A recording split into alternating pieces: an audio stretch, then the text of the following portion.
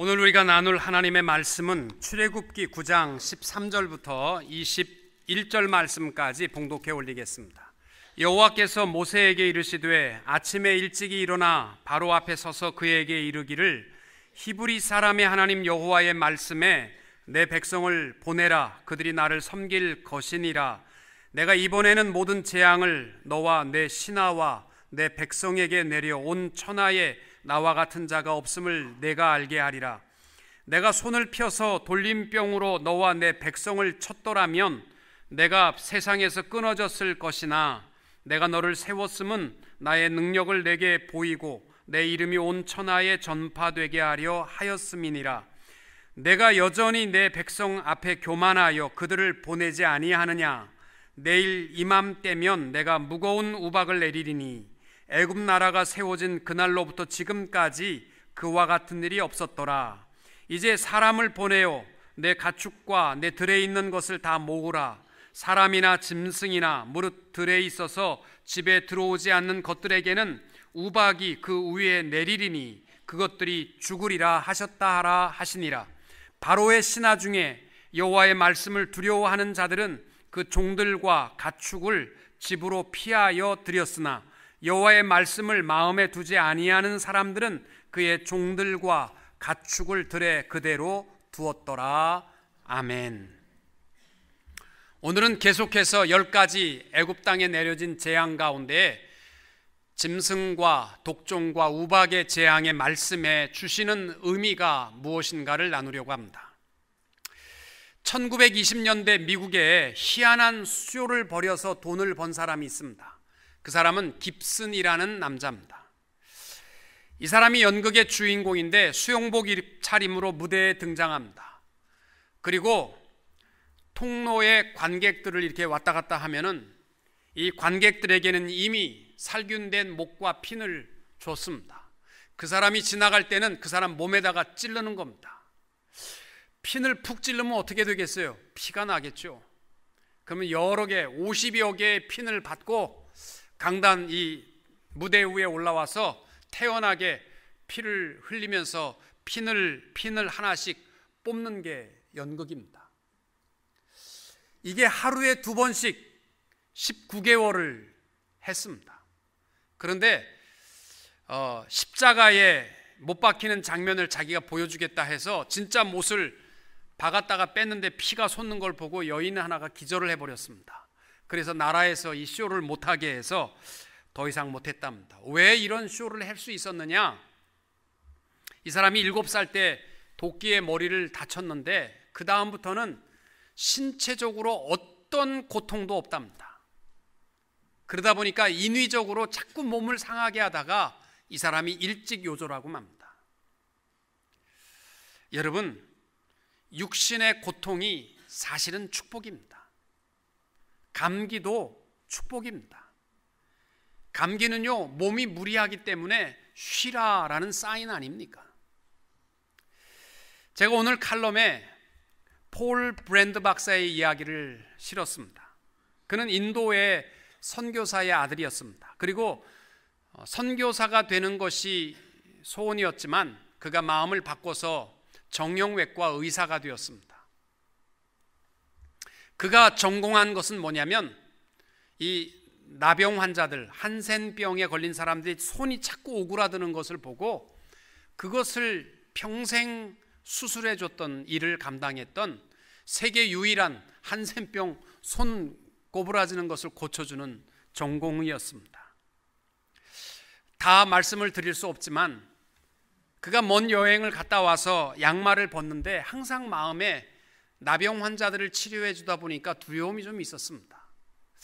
양말을 벗는데 뒤꿈치에 감각이 없는 겁니다. 그래서 핀을 뽑아서 자기의 뒤꿈치를 찔렀는데 아프지 않는 겁니다. 아, 올 것이 왔구나. 두려움이 엄습하면서 원래 이 한센병이라는 것은 전염이 안 됩니다. 근데 이 피가 이 상처를 통해서 닿았을 때나 또는 극히 이 몸에 이 여러 가지 면역이 떨어졌을 때만 옮기는 예가 간혹 있다고 합니다. 이 폴 브랜드 박사가 그날 밤에 양말을 벗다가 하염없이 울었습니다. 드디어 올 곳이 왔구나. 이제는 내 사랑하는 건강한 가족들을 볼 수가 없겠구나. 그러면 내가 이 치료가 있는 병원은 어떻게 해야 되나? 왜? 이 병원을 담당할 의사도 없는데. 그러면 내가 오늘 밤에 그냥 조용히 사라져 버릴까? 별 생각을 다 하면서 절망의 눈물을 흘렸습니다. 그러다가 새벽녘에 정신이 들어서 냉정하게 앞으로 내가 해야 될 일을 좀 정리해야 되겠다. 그래서 1번 내가 이 일을 맞춰야지, 2번, 3번 하다가다 말고도 절망이 오게 되면 또 오열을 하고 한참을 울었습니다. 그러다가 아침이 됐습니다. 그래서 혹시나 그래서 바늘을 갖다가 자기 뒤꿈치를 좀 더 세게 팍 찔렀는데 너무너무 아픈 거예요. 비명을 으악! 감사합니다. 여러분, 의학이 감사해요. 아픈 게 감사합니다. 내게 고통 주셔서 감사합니다. 아침에 미친 사람 아닙니까? 아픔 주셔서 감사합니다. 하염없이 하나님 앞에 감사 기도를 드렸다는 것입니다. 여러분, 육신도 통증을 느끼는 것이 축복이지만 영적으로 아픔을 느끼고 통증을 느낄 수 있는 것은 축복입니다. 이 땅 위에 죄를 범하고도요, 뻔뻔하고 악을 행하고도 마음의 분노와 미움을 사귀지 못하면서도 마음의 영적인 고통과 통증을 느끼지 못하며 살아가는 사람들은요, 심각한 마지막 시대의 질병입니다. 욥은 이렇게 고백한 적이 있습니다. 욥기 23장 10절에 내가 가는 길을 그가 아시나니 그가 나를 단련하신 후에는 내가 순금같이 되어 나오리라. 아멘. 이 고백이 뭐냐면 욥이요, 자기에게 주어지는 고통의 의미를 알고 있었다는 거예요. 가족이 다 죽고 아내가 떠나고 온몸에 욕창으로 고통 속에 있어도 고난의 의미를 알고 있었다는 것입니다. 사실 여러분, 고난의 의미를 아는 것이 참 중요합니다. 제가 출애굽기 말씀을 나누면서 10가지 재앙을 제가 건너뛸까 말까를 굉장히 망설였습니다. 왜냐하면 주일날 여러분 교회에 오셔서 축복의 이야기, 사랑의 이야기, 그리스도의 십자가의 사랑과 받은 축복과 구원의 은혜의 이야기만 해도 모자른데 앞으로 3주간 오실 때마다 재앙 이야기하는 것이 여러분도 듣기 힘드시겠지만 저도 굉장히 괴롭습니다. 할 말이 없어서. 그래서 일주일 동안 재앙을 가지고 제가 묵상하고 또 묵상하고, 왜 하나님께서 한 번에 그냥 딱 쳐버리셔가지고 기권 항복하게 만드실 수도 있는 하나님인데 왜 10번의 고난과 재앙을 주시면서 그 재앙 속에 담겨있는 우리에게 주시는 말씀의 의미가 무엇입니까? 이거 붙들고 저 일주일 동안 씨름하고 살고 있습니다. 여러분, 마지막 시대 아닙니까? 마지막 때에 우리 앞에 주어질 것이 뭐예요? 요한계시록 보세요. 요한계시록에 나와 있는 것은 마지막 때에 하나님이 주실 재앙의 말씀입니다. 계시록 6장부터 나와 있는 것이 하나님께서 7가지의 임봉한 책을 열 때마다 이 땅 위에 나타날 징조와 재앙들, 그리고 7번째 임봉한 책을 열자마자 이어지는 7 나팔의 재앙들, 그리고 7번째 나팔이 불려질 때 쏟아지기 시작하는 7 대접의 재앙들, 다 마지막 때에 이루어질 우리의 재앙들입니다. 우리는 이 시대 가운데 살아가요.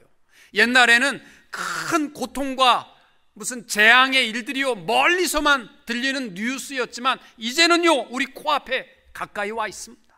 그러면 이 재앙 앞에 무방비한 상태로 있다가 재앙 당할 때마다 우리가 포기해야 되느냐? 아닙니다. 우리 출애굽기에 애굽에 주셨던 10가지 재앙의 의미를 조목조목 살피면서 마지막 시대에 우리가 재앙을 어떻게 이길 것인가? 그 의미를 살펴보시면서 장차 주어질 모든 마지막 시대의 고난과 심판에 대해서 승리하며 살아가실 수 있는 성도님들이 다 되시기를 주님의 이름으로 축원합니다. 오늘은 5번째부터 나누려고 합니다. 5번째 재앙은 짐승들에게 돌림병의 재앙으로, 오늘날 말하면 무슨 광우병 이러한 병으로 죽어가는 겁니다. 여러분, 지난주 설교를 기억하십니까? 다 까먹으셨습니까? 잠깐 정리하고 넘어갑니다. 첫 번째 재앙이 나일강의 물이 피로 되는 재앙 아닙니까? 이 재앙의 중요한 의미가 무엇일까요? 왜 하나님께서 그 많은 재앙 가운데서 나일강부터 치셨을까요? 나일강은 애굽 사람들이요, 축복의 젖줄기로 여겼던 것이, 자기들이 이렇게 잘 살 수 있는 것이 나일강 덕분이라고 여겼기 때문에 나일강을 부를 때마다 mother, 어머니 나일강이라고 불렀습니다. 여러분, 하나님께서 가장 싫어하는 것이 뭐냐면 여호와를 의지하지 않고 땅에 썩어질 갈대 지팡이 붙들고 이게 대단한 것처럼 붙들고 살아가는 것, 하나님 용서하지 않습니다. 마지막 시대에 여러분, 세이빙 어카운트에 돈 좀 있다고 그래서, 건강하다고 그래서, 자녀들이 잘 됐다고 그래서 이거 의지하지 마시고 주님 의지하고 승리하는 성도님들이 되시기를 축복합니다. 두 번째 재앙은 개구리 재앙이었습니다. 개구리 재앙에서 우리가 꼭 기억해야 할 단어가 10절에 나와 있는 내일이라는 단어입니다. 바로왕은 지긋지긋한 개구리 재앙을 피하기 위해서 내일 좀 없애달라, 내일 너희들을 보낼 테니까 내일, 이렇게 말하거든요. 그러면 내일 지켜졌습니까? 안 지켜졌어요. 어쩌면 우리들도 오늘날 신앙 속에서 계속 고통 속에 살아가야 하는 이유 중에 하나가 내일 때문이에요. 오늘은 먹고 마시고, 오늘은 죄 짓고, 오늘은 할 거 다 하고 내일부터 할게요, 이러다가 망했습니다. 여러분, 바뀐 게 뭐가 있어요? 아무것도 없습니다. 오늘입니다. 신앙의 축복은 오늘입니다.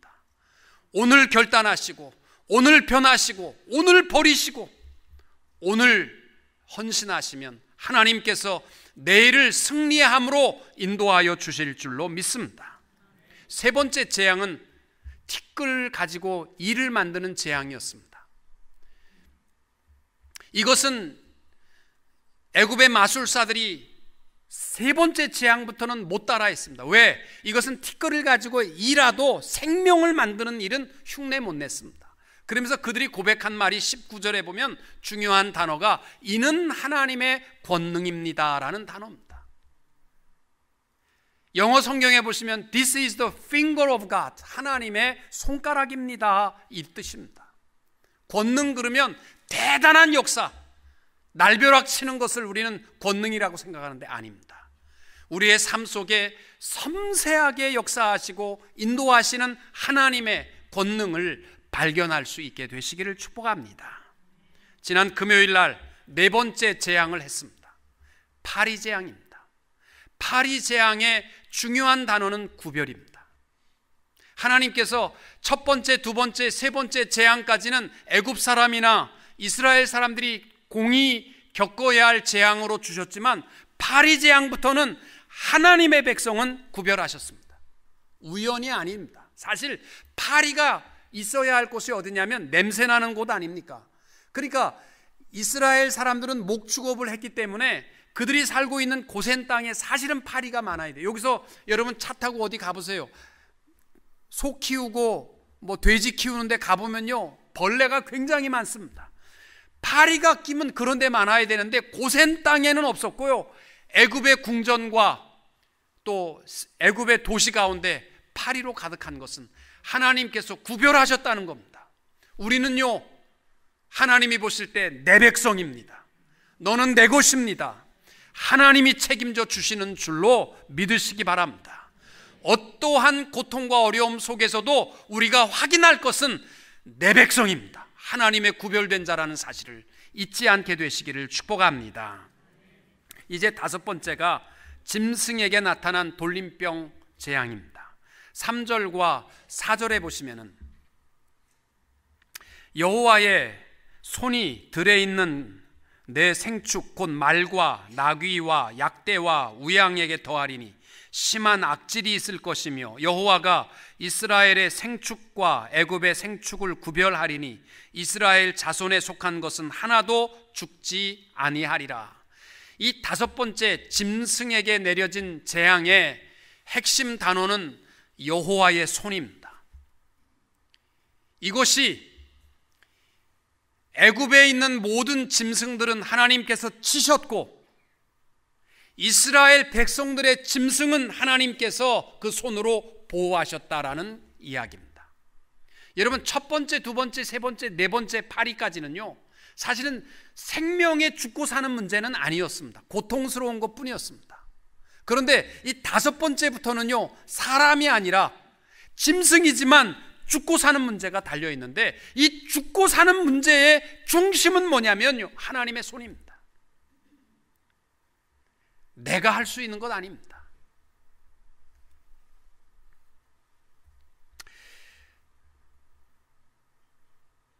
사랑하는 성도 여러분,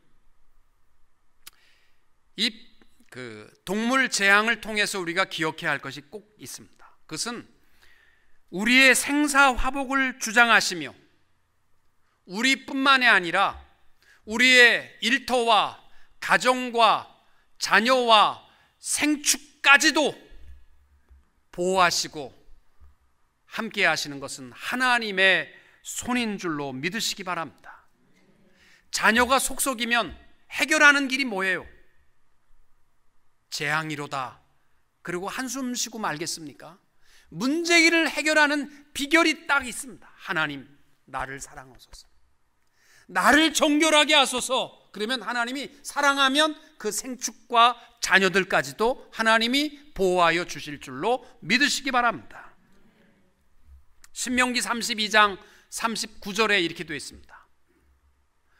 이제는 나 곧 내가 그인 줄 알라. 나와 함께하는 신이 없도다. 내가 죽이기도 하며 살리기도 하며 상하게도 하며 낫게도 하나니 내 손에서 능히 건질 자가 없도다.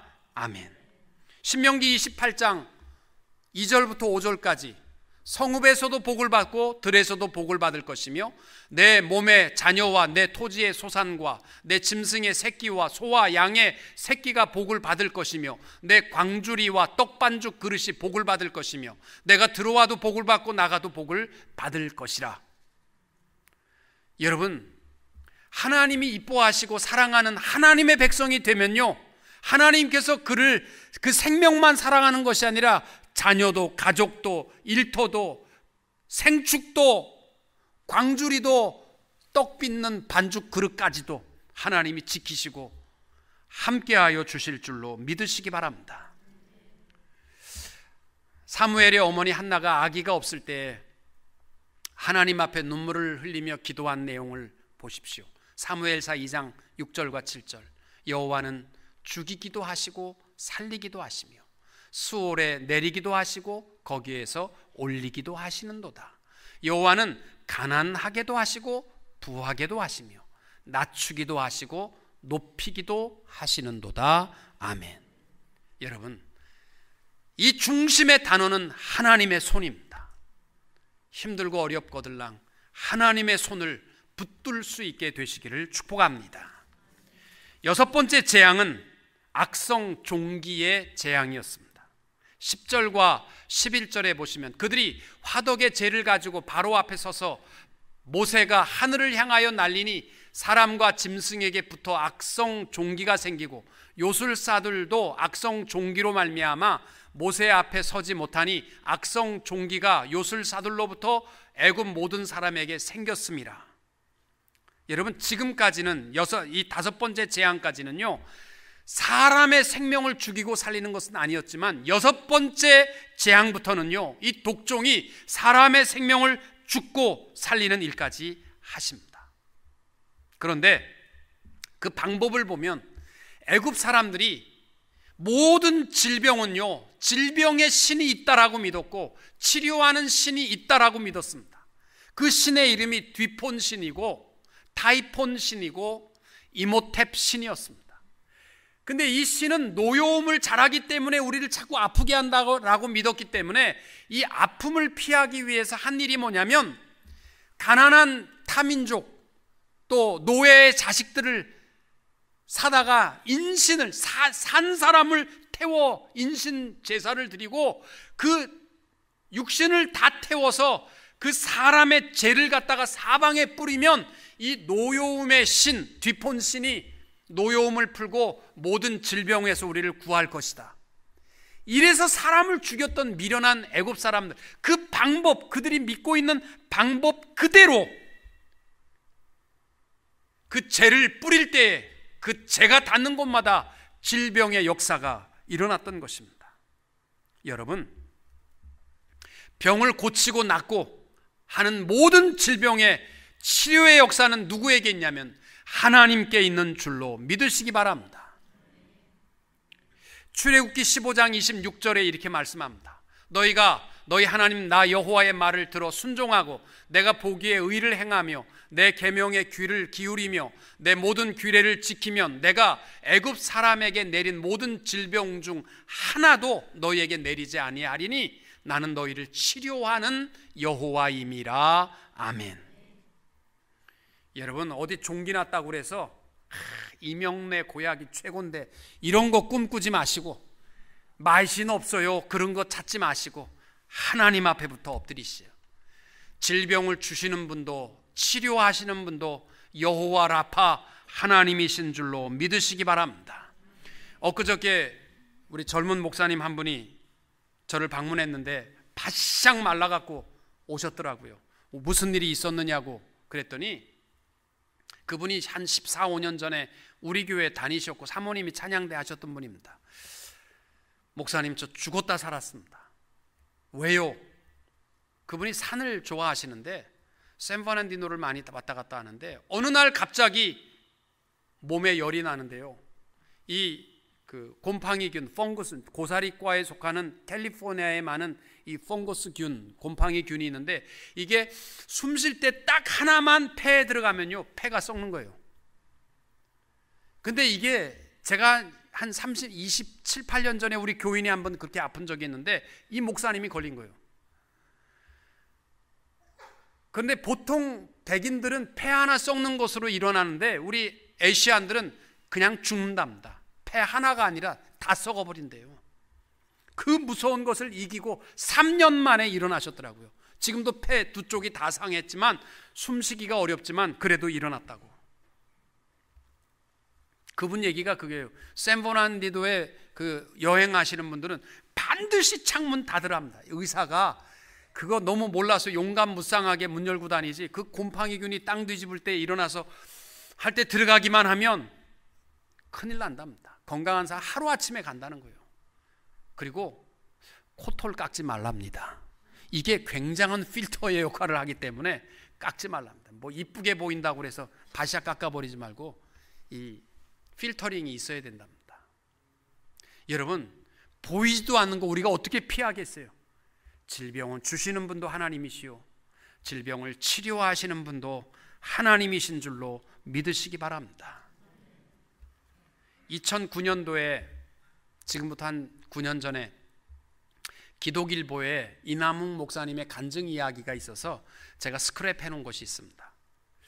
이 목사님이 부천에서 목회를 하셨는데 열심히 교회 부흥을 위해서 목회만 열심히 하다가, 사실 목회가요 새벽부터 밤늦게까지 일이 많습니다.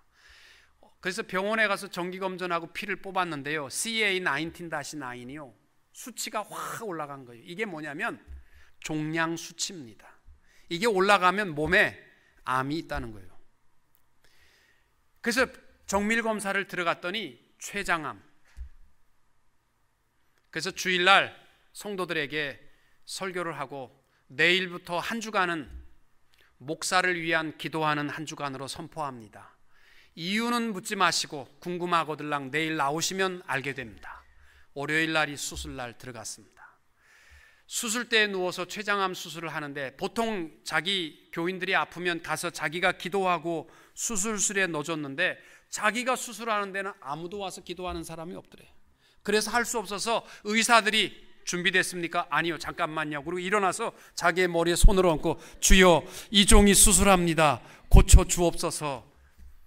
그렇게 하고 누워서 수술하라고 했답니다. 6시간 수술하고 일어나서 6개월 동안 항암 치료를 받는데 자기는 죽는 줄 알았답니다. 너무너무 고통스러워서 머리는 다 빠지고 냄새만 맡아도 구토와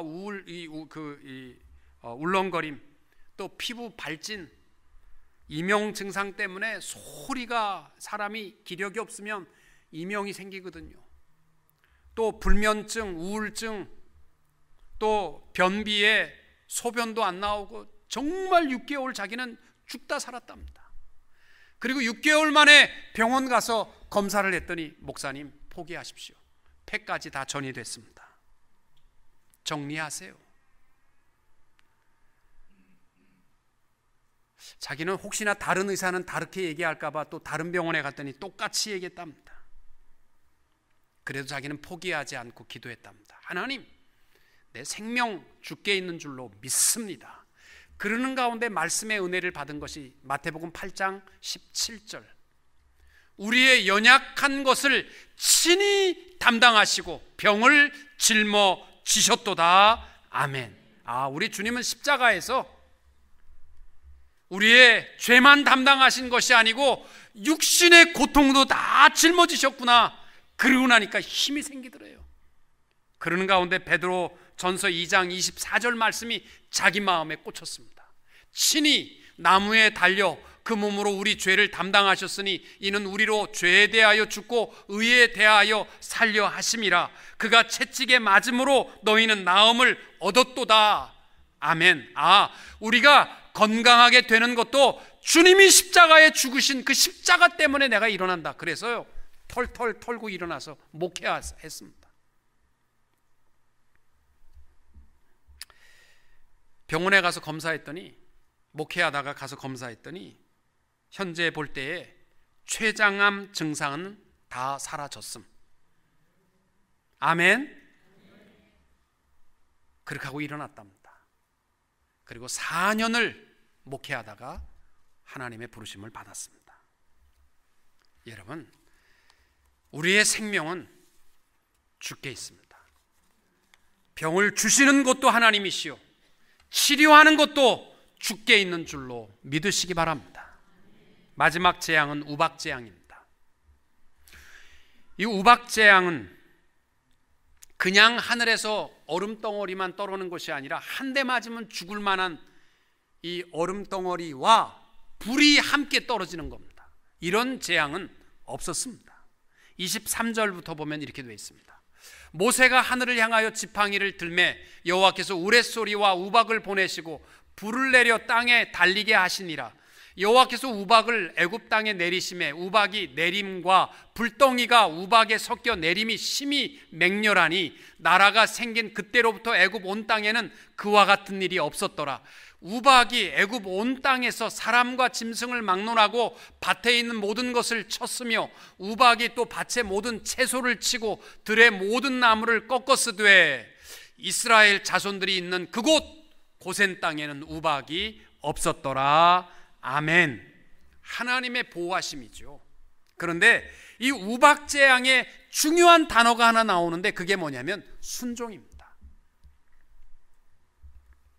하나님께서 첫 번째부터 세 번째 재앙은 이스라엘과 애굽 사람들이 다 경험했고, 네 번째 파리, 짐승, 돌림병, 악성 종양의 재앙은 애굽 사람에게만 주셨고 고센 땅 이스라엘 사람들은 보호했습니다. 근데 이 일곱 번째 우박재앙의 특징이 하나 있습니다.